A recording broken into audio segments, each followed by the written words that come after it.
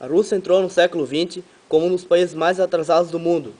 A economia era baseada na produção rural e 90% da população não sabia ler nem escrever. Como se não bastasse, grande parte da população russa vivia em estado de miséria, se alimentando mal e tendo que trabalhar diversas horas para conseguir pagar os altos impostos que eram usados para sustentar uma minoria de nobres, que viviam luxuosamente nos palácios ao lado do todo-poderoso da nação, o czar Nicolau II. A situação na Rússia foi se tornando cada vez mais insuportável, até que em 1905, no chamado Ensaio Geral, eclodiram diversas revoltas contra o regime czarista. Mas então, foi somente em 1917, depois de duas grandes revoluções, que se instaurou no país uma forma de governo, diferente de todas aquelas vistas até então. Bom, em novembro daquele ano, com a ajuda de operários e camponeses, Vladimir Lenin, Leon Trotsky e Joseph Stalin, junto com os comunistas notáveis, assumiram a direção do governo russo e fundaram o primeiro Estado socialista da história. A divisão do partido mencheviques e bolcheviques. Em 1903, divergências quanto à forma de ação levaram os membros do partido PUSDR a se dividir em dois grupos básicos.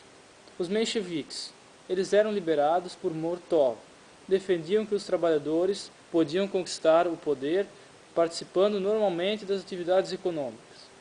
Eles acreditavam ainda que era preciso esperar o pleno desenvolvimento capitalista da Rússia e o desabrochar das suas contradições.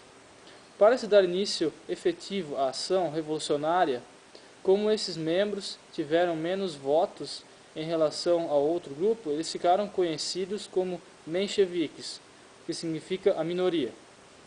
Os bolcheviques, eles eram liderados por Lenin, defendiam que os trabalhadores somente chegariam ao poder pela luta revolucionária. Pregavam a formação de uma ditadura do proletariado, no qual também estivesse representada a classe camponesa.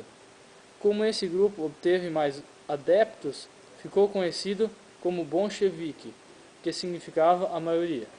Trotsky, que inicialmente não se filiou a nenhuma das facções, aderiu aos bolcheviques. Bem, eu vou falar sobre a revolta de 1905. Devido à disputa por territórios na China, a Rússia entra em guerra com o Japão. Com exércitos preparados, os russos foram derrotados em 1905 e foram perdendo territórios. Essa derrota agravou a crise econômica no Império Russo e a insatisfação da população. A partir daí, houve diversas manifestações e protestos contra o governo. Esse conjunto foi chamado de Revolta de 1905. Dois episódios que marcaram essa revolta também foram o Domingo Sangrento, que durante uma manifestação em frente ao Palácio do Czar, a guarda czarista reagiu violentamente, resultando em centenas de manifestantes mortos. Essa ação da guarda revoltou toda a sociedade russa. E também a revolta do encouraçado Potemkin, onde os tripulantes do navio de guerra russo rebelaram-se contra seus comandantes, sendo apoiados pela população. Nessa época surgiram os primeiros sovietes, isto é, os conselhos dos operários criados para coordenar as greves operárias. Ao final da guerra contra o Japão, as tropas se direcionaram às manifestações, anulando grande parte delas. A revolta de 1905 foi controlada e os líderes dela foram exilados. Sobre a entrada na Primeira Guerra, o governo russo mobilizou cerca de 13 milhões de soldados para a guerra, mas as tropas não estavam preparadas para resistir por muito tempo. Depois de 2 anos de luta, a economia russa entrou em colapso por causa da guerra. Os meios de transporte foram destruídos e a produção agrícola foi arrasada. O preço dos alimentos também subiu absurdamente e a população começou a passar fome.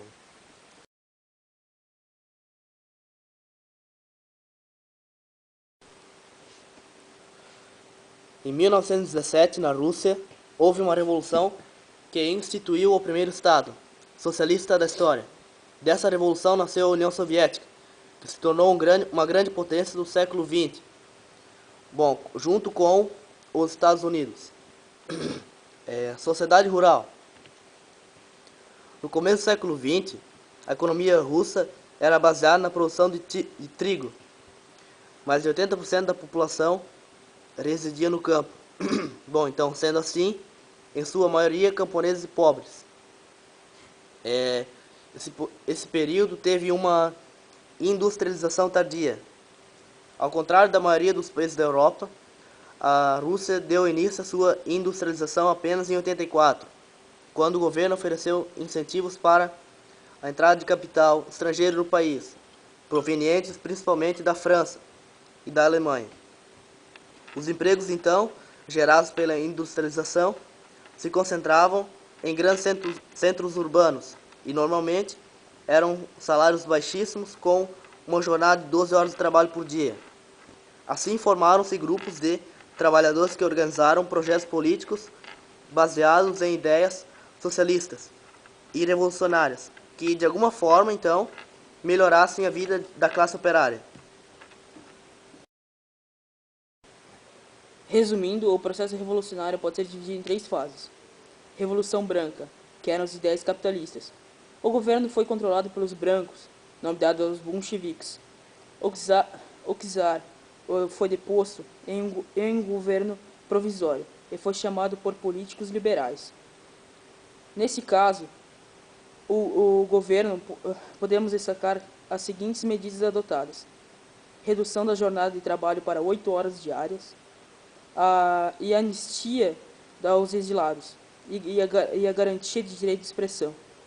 O governo provisório, porém, não resolveu as crises enfrentadas pelo país e não retirou soldados da Primeira Guerra Mundial.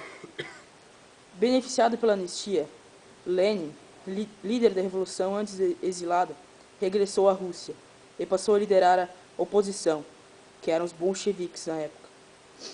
Revolução Vermelha, ideias socialistas. Com o apoio das Forças Armadas, os bolcheviques tomaram o poder. Nesse governo, podemos destacar as seguintes medidas adotadas: pedido de paz imediata e a retirada da Rússia da guerra, e o confisco de todas as propriedades privadas, e a divisão das terras igualmente entre as pessoas do país, e a estatização da economia, e a nacionalização das empresas, que seriam os bancos, as fábricas, e entre outras empresas que geravam lucro na época. E a guerra civil. Após os conflitos violentos em uma guerra civil, o governo bolchevique manteve-se no poder. Em 1918, o partido antes denominado como bolcheviques passava a se chamar Partido Comunista. Eles se consolidaram no poder após a instauração definitiva do socialismo na Rússia. Os países capitalistas se afastaram do país para que o crescimento do socialismo fosse impedido. A adoção da NEP. Após a Guerra Civil, a economia russa se encontrava atrasada, então o governo de Lenin decidiu adotar umas medidas de caráter liberal, capitalista, como, por exemplo, a liberdade do comércio interno e de salários, criação de empresas privadas e empréstimos estrangeiros. Ainda assim, o governo socialista predominava, gerenciando o sistema bancário e as indústrias de base. Partido único. Durante esse período, na nova história da Rússia, o governo não admitia qualquer tipo de oposição e tornou-se o único partido existente em todo o país. Criação da URSS. Em 1922, foi fundada a União das Repúblicas Socialistas Soviéticas, popularmente conhecida como União Soviética. Governo de Stalin. Após o falecimento de Lenin, Stalin, por meio de meios tanto duvidosos, assumiu o poder. Stalin abandonou a NEP, renacionalizando a economia por meio de estatização da economia.